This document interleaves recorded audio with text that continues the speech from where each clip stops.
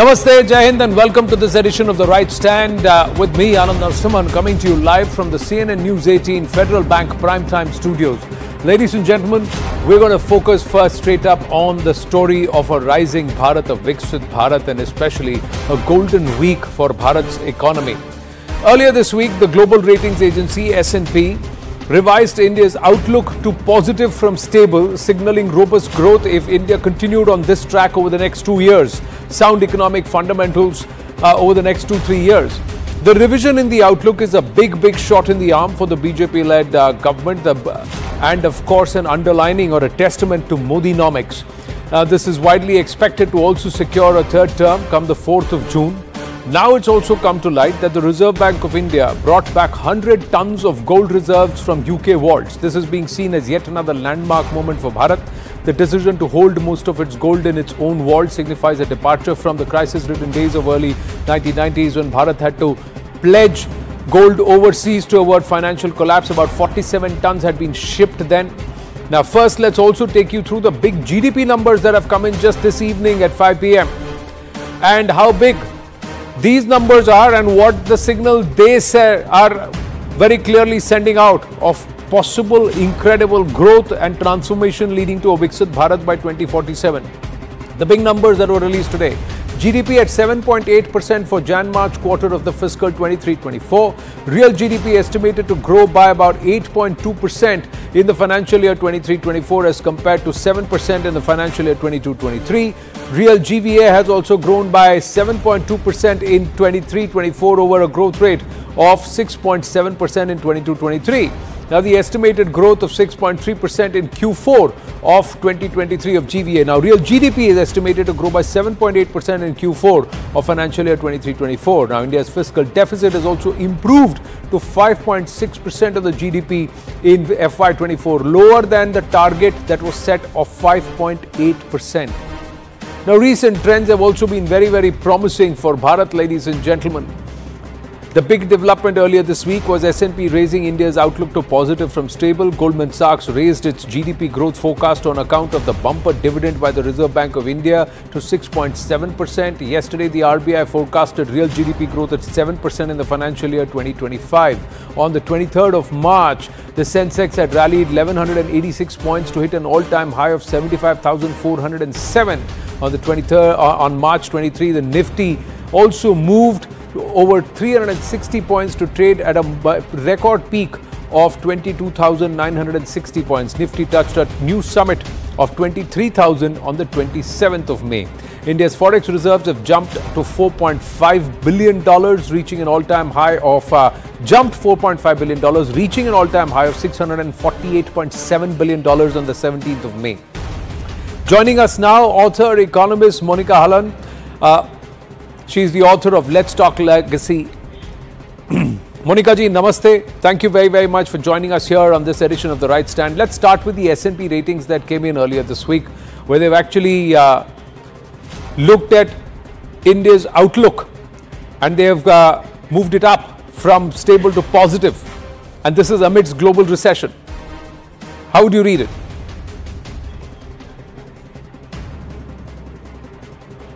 So the rating has not gone up yet, yes, but the outlook has changed, which is basically a precursor to the rating upgrade. So I think S&P has given a runway of about 2 years for the rating upgrade to happen, should the country continue on the path that we've been on for the past few years, which means fiscal consolidation, which means government expenditure on investments.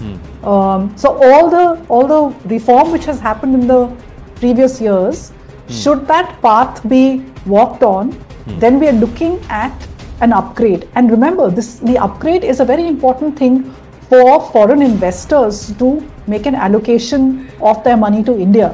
So that's a hugely positive step to happen in the future, should that rating upgrade happen. But the rating upgrade also, does it take into consideration the global economic factors? How much of it will impact Bharat? Because we seem to be a lighthouse. All around us there is global recession.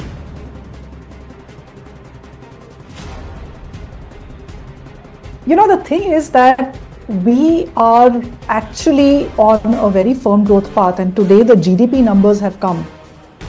They've actually shocked on the side of a positive shock rather than a negative. I think the full year growth is 8.2 and the last quarter is 7.8. Along with this, we've seen a reduction in the fiscal deficit number, which was projected by the government at 5.8, but we've actually clocked 5.6. So in very simple terms, for viewers who may not understand these large numbers, basically your income has gone up and your debts are getting smaller in terms of the gap between your income and your expenditure has shrunk. So it's a very positive thing to happen for an economy. So yes, the world is in trouble, but I think India has held its head over water, and I must absolutely take this opportunity to compliment the finance ministry on what they did during the COVID time. So I'm sure you remember there was so much of global pressure to spend 10% of our GDP, give money away. Look at the countries that did that. Look at their inflation numbers. Look at what happened to their finances. We did not do that.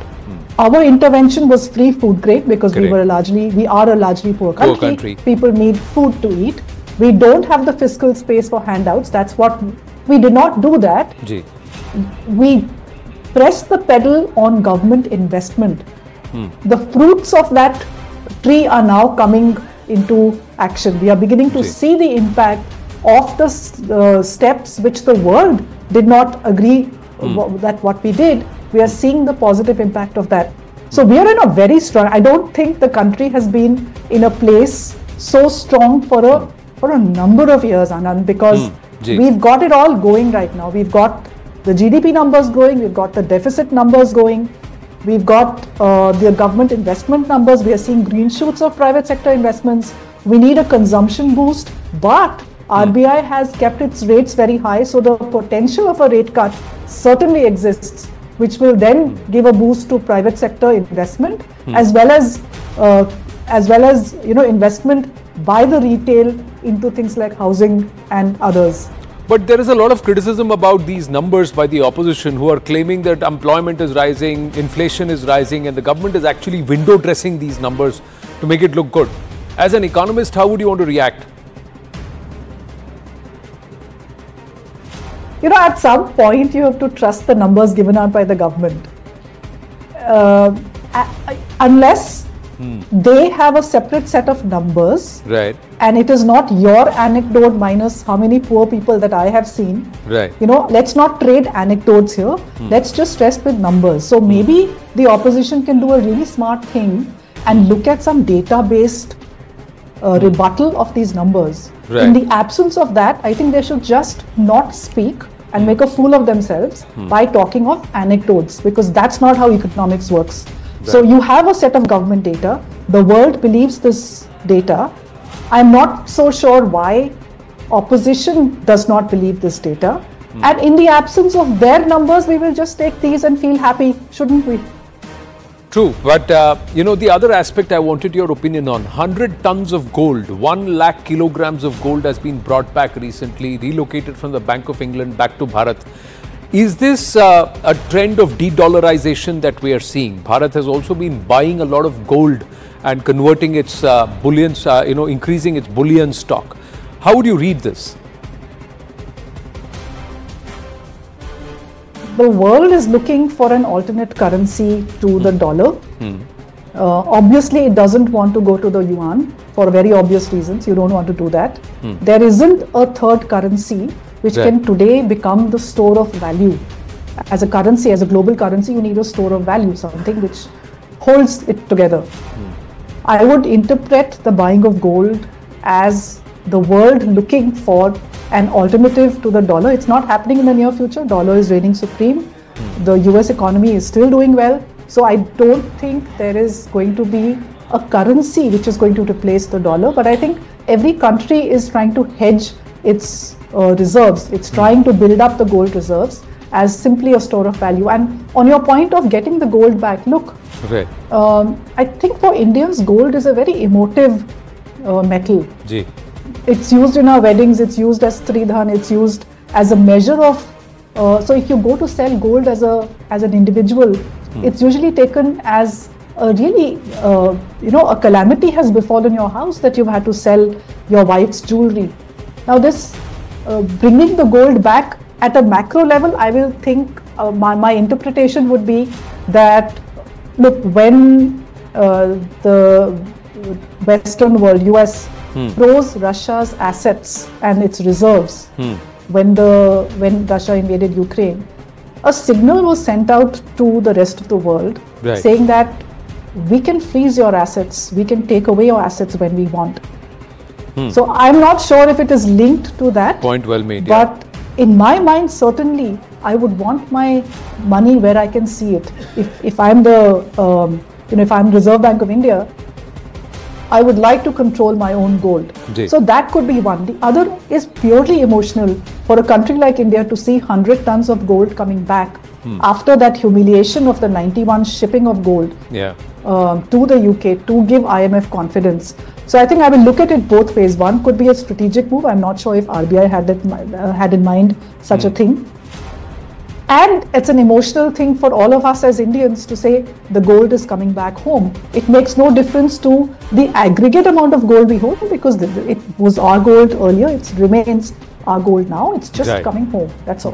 We did buy back that gold sometime in 2012, if my memory serves me right, from the IMF. But let me ask you, Monika ji, are you someone who's inclined to credit Prime Minister Narendra Modi and Modinomics to where we are currently compared to where we were in 2014, how we were perceived, and especially with the outlook upgrade by S&P, and how much of the results on the 4th of June, continuity, stability, how much of it is critical, crucial for Bharat right now from an economic point of view?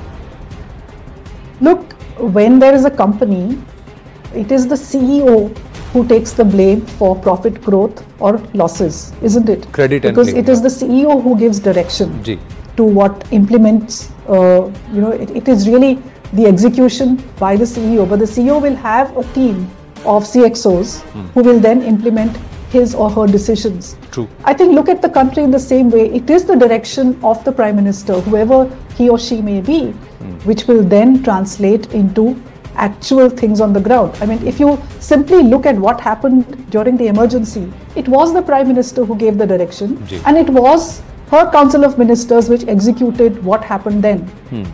It is Prime Minister Narendra Modi who's given the signal of fiscal consolidation, of putting on the, pressing the pedal on investments, which is the whole infrastructure play, which all of us think, which we can look at and drive on and consume. It is direction from there, which has been executed, I think, brilliantly by Finance Minister Nirmala Sitharaman. So I think compliments to both of them. And my only hope is that the new government is able to take the baton and take it forward. We need continuity in this. We cannot fritter away the momentum that we have gathered over the past. Post-COVID, what we've gathered, it would be such a sad day in history if we were to fritter this advantage away, this advantage as a nation away. Monika Halan ji, thank you so much. Congratulations on your book and also for joining us. Thank you for joining us here on CNN News 18. Prime Minister Modi has just tweeted, ladies and gentlemen. His latest is on the Q4 numbers. On X, he's just put out this post where he said that the Q4 GDP growth data for 2023-24 shows robust momentum in our economy, which is poised to further accelerate. Thanks to the hard-working people of our country, 8.2% growth for the year 23-24 exemplifies that Bharat continues to be the fastest-growing major economy globally. As I have said, this is just a trailer of things to come. Let's go straight across to our guests. Syed Zafar Islam, National Spokesperson of the BJP, Lokesh Jindal, Leader Congress Party, Sumansi Raman, author and political commentator. For all those questioning Bharat's growth story, the numbers speak otherwise, Lokesh Jindal. Well, there are certain numbers that you have not considered yet. What about the decrease in household savings? What about the household debt that has arisen? Now, if you talk about 2014, by the end of UPA's regime, the savings rate was as high as 32%. But right now, household savings, they have dropped below 5%, and something which is worrisome, because if household debt or if demand is stimulated by withering away of savings, we are compromising with the fundamentals of the economy.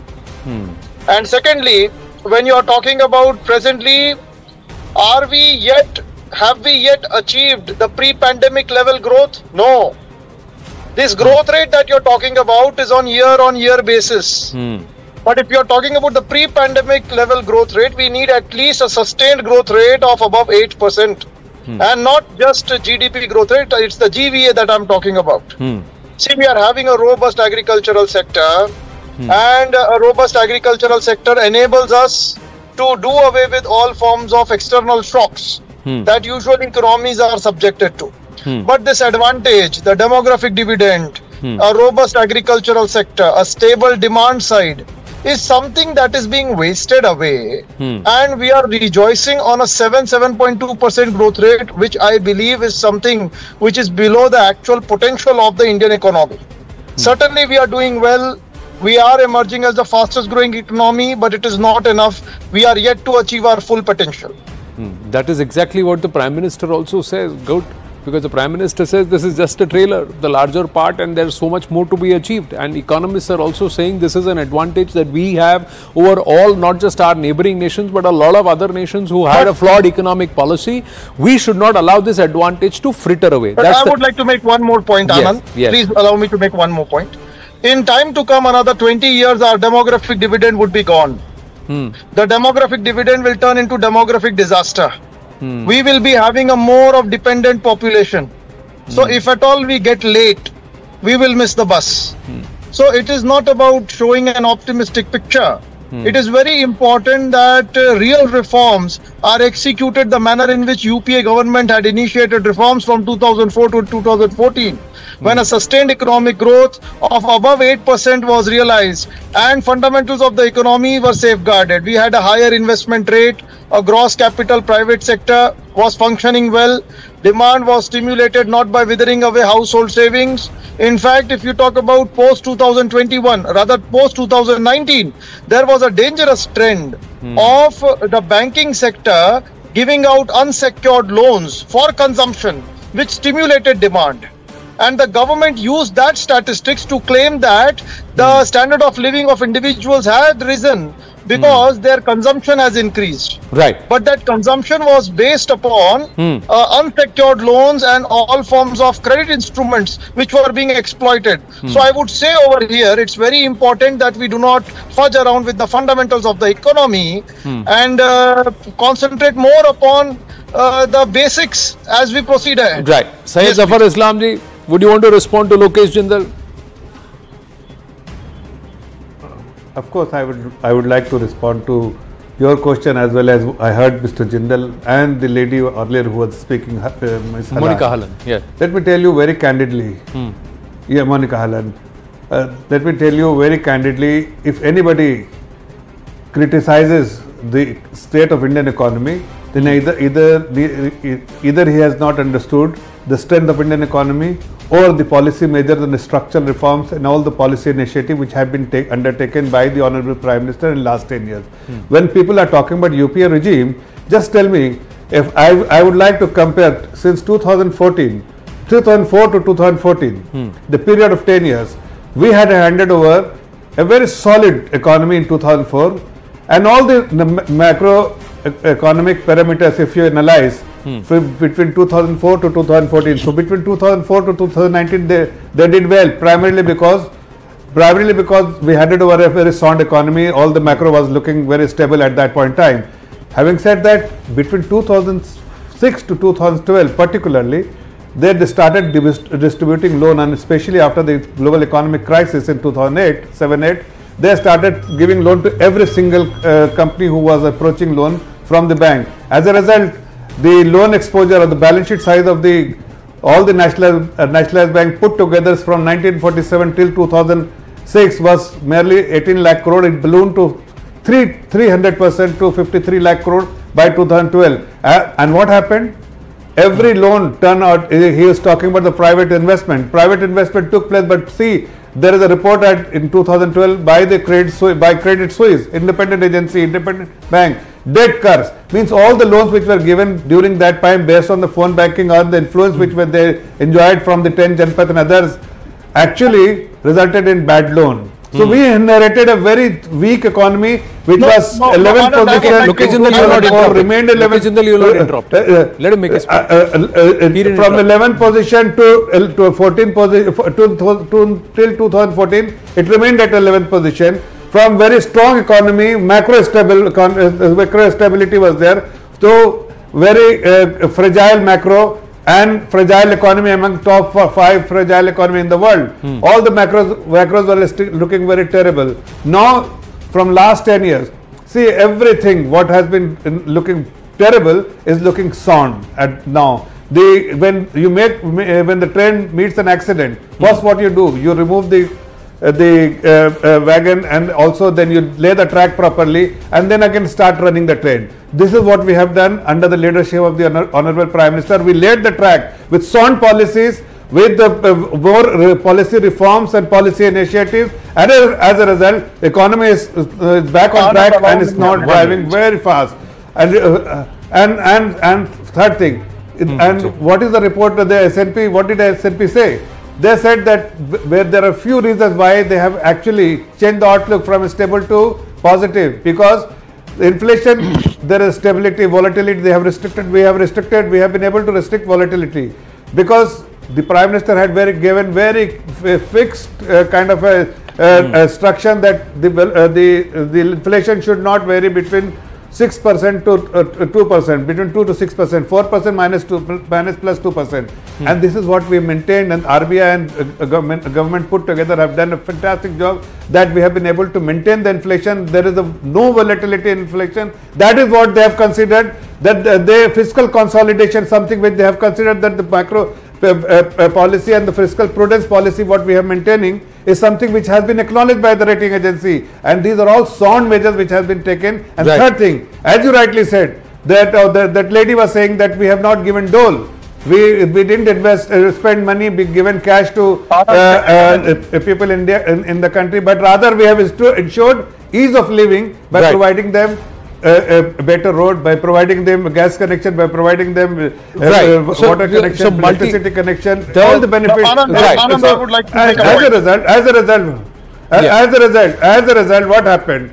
The inflation remained under control, unlike UPA regime where the inflation was in double digit, money was flowing, money supply was in terrible shape, everything was looking, and today they acknowledge the macro stability is there, and private then the government capex is taking place, government is making investment, bank is now recapitalized in very sound position, the credit offtake is taking place, the excess capacity in the system has now gone, it is like the capacity utilization in mid 70s, so new investment will take place, private investment will take place, rural consumption is growing, all the high frequency data is looking absolutely. We'll read out some of the data points in just a bit. Yes, Lokesh Jindal and then Sumant Raman. Yeah. Anand, first of all, I would like to correct my fellow panelist here. So when you're talking about NPAs, it was during the UPA 2 Part 2 regime that we had two important external shocks, the subprime crisis and the Eurozone crisis of 2008 and 2010. And you should know it very well that it was only India which provided the fiscal stimulus, whereby we were able to dodge off all these external shocks. In fact, US President Barack Obama himself hailed the economics of Prime Minister Manmohan Singh for providing a model to the world, and which was later replicated by other economies. Secondly, when you're talking about fundamentals of economy, please do not give political speeches over here. When we talk about the household, the manner in which the households are being deprived of their savings, it involves a twofold measure.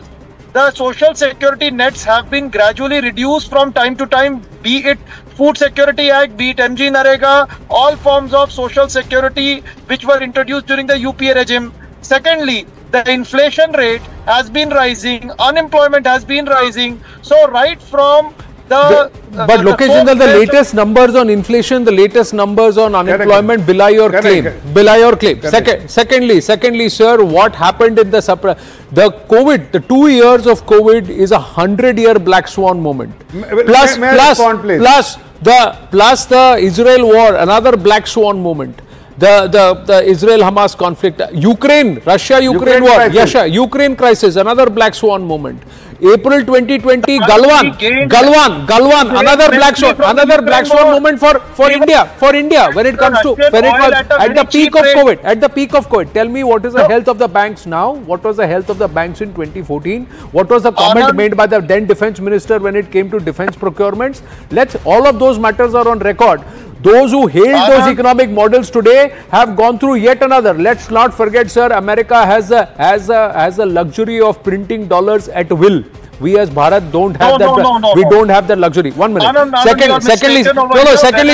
Secondly, sir, what was the end? What was the window dressing, or that was a green washing of the banks' NPAs and the level to which the banks were bankrupt or banks were exposed? That exposure number is there between 2012, 2013, 2014, and look at the health of the banks based on their own balance sheets and what they have posted today in 2023-24. So it's all there. Those numbers are also there.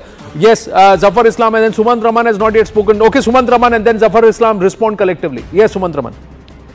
Anand, I think we are missing the wood for the trees. This is not merely a question of what is the percentage of growth and how fast the GDP is growing. It's a question of whose growth is it actually. And I think that is the fundamental problem that we are facing. Multiple experts have pointed towards this K-shaped recovery, where the rich are getting richer, but the poor aren't necessarily getting richer at anything comparable to the pace at which the rich are getting richer. If anything, household savings have dropped, and the consumption, that is why rural consumption is still extremely anemic. So SMEs are struggling. All of that is not. Again and again we keep going into banks are in great shape, industry, a handful of corporates are doing fabulously well. Great, but that is not the bulk of India. The bulk of India, where India today is 136 in per capita GDP. Why are we repeatedly saying we will soon be the third largest GDP in the world? We will be this, we will be that. 136, below Bangladesh. So my point is, you have to look at the big picture. These numbers mean very little to the poor agriculturist who is sitting in a village in Uttar Pradesh or Karnataka. If you tell him GDP has grown by 8.2 and manufacturing has grown by so much, banks are healthier. Does he have more money on the table? Is he able to put more money on food on his plate? 80 crore people still need rations to be given free. If anything, that is a damning indictment of the lack of evenness of the economic policy, that the economic policies pursued have been skewed toward, look at consumption. Luxury cars are flying off the shelves. The lower end cars are finding no takers. All you need to do is go and talk to the automobile people. They will tell you luxury goods are literally selling in every segment. Whereas at the lower end, there is simply no consumption, which means unemployment is a problem, is a huge problem. And whatever breastbeating that we do as far as the economy is concerned, what we are creating is we are creating an extremely uneven society, extremely unequal society. Again, going back to the K-shaped story, the whole K-shaped argument. Zafar Islam, please respond. See, first of all, when people are saying that 80 crore people have been given ration, you must understand, the citizens of this country have the rights to get benefit from the government. We are a compassionate government. It is not necessarily that everyone needs ration, but it gives them additional comfort when they get support from the government, both in terms of providing them ration, free electricity, gas connection, toilet, making toilet for them, or giving them roof, or providing them many other supports, including like health care. All these things give them additional, improve their lifestyle. Ease of living is something which was a priority for the government, and the Honorable Prime Minister from day one has said that every policy decision we will take, every policy reforms will undertake, will have the two focus. First, the people of this great country, then it should provide additional strength to the government or to the country. So based on that, we have done this, and that's why the people of India is very extremely happy. The macro stability is there. That suggests that our resources are going up, and that's why we are able to spend, invest, and also take care of our citizens. Right. Now see that GST collection is going up. Why? Because of the policy. Why it was not? You said that GST collection will never go beyond 1 lakh. No, it is going even beyond 2 lakh crore. That only suggests that was the right policy. Leakages have been reduced, and the people have been folded back now from informal sector to formal sector. And even when somebody is talking about MSME, we are the one, because we know that there is a middle class, and that we are the one, we have taken all the important decision to ensure their interest is safeguarded, and MSME has been given full attention, focus and support by the government. And if you know, when people are talking about unemployment and unemployment, yeah, see the Ministry of Labour number, the lowest unemployment rate in the last several years, 3.2%. Also, just the people are talking about the demographic dividend. Yes, we have the young workforce. Yes, we have the cheapest young workforce, and that's why government has done few things which is important for his concern right now, sir, is that 20 years from now we won't have the demographic dividend. The concern raised is that 20 years from now we won't have the demographic dividend. We will. So we can't afford. We can't afford to miss the. We are on the road to Viksit Bharat. Not at all. Sir, the Honorable Prime Minister, 125 days. 25 days is only dedicated to youth. Well, that's because we know that is the strength of our country, and we must capitalize. We must capitalize on it. The beauty of numbers is they are always open to interpretation. The other aspect, ladies and gentlemen, is that the food security that's been extended is also one of the biggest factors that has helped in the numbers of multidimensional poverty, or the number of people who have been lifted out of multidimensional poverty. That's more than 25 crore people. That's not a small number. But as we wind up this debate, quickly sharing some numbers with you that have just been, that have just come to the fore. The composite PMI is at a 14-year high, April 24 data. Manufacturing PMI at 16-year high, March 2024 data. Fastest services activity growth in 14 years. GST monthly collection is at the highest in April 2024. Vehicle sales are at a record 4.2 million, which is the highest ever. And that too, 2 and 3 wheelers. People are talking about luxury vehicles. This is 2 and 3 wheeler sales have increased by 14.2% in FY 2024. Petrol consumption has doubled in the last decade.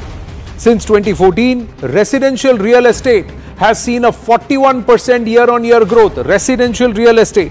Also, the next aspect, industrial output, IIP, at a 1-year high of 5.8%. E-way bill generation was 9.7 crore in April 2024, 14% year-on-year growth. UPI transactions have seen a 57% year-on-year growth, accounts and 44% increase in value.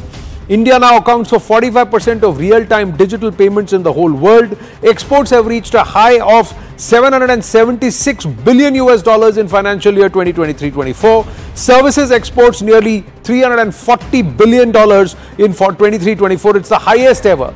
Overall trade deficit, has improved by 35.77% to $78.1 billion in 23-24. Unemployment at a record low of 3.1%.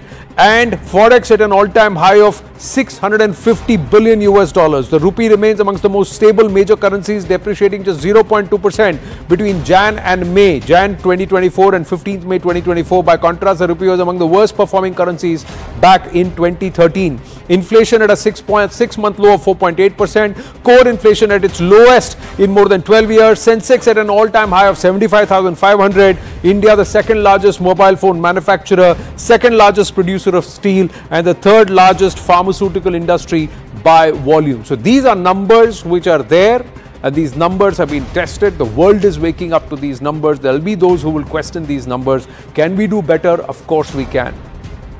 We're going to take a very short break on that note. When we come back, the opposition once again up at arms against Prime Minister Narendra Modi's tapasya in Kanyakumari. Now, is this palpitation because of the numbers, the results? Is there a reason why the Congress has said that they are not going to come for any of the exit poll discussions on the 1st of June? Or is there a larger issue that whenever Prime Minister Narendra Modi holds up or hails Sanatan Pratha and Astha, there is a problem for the opposition? Stay with us.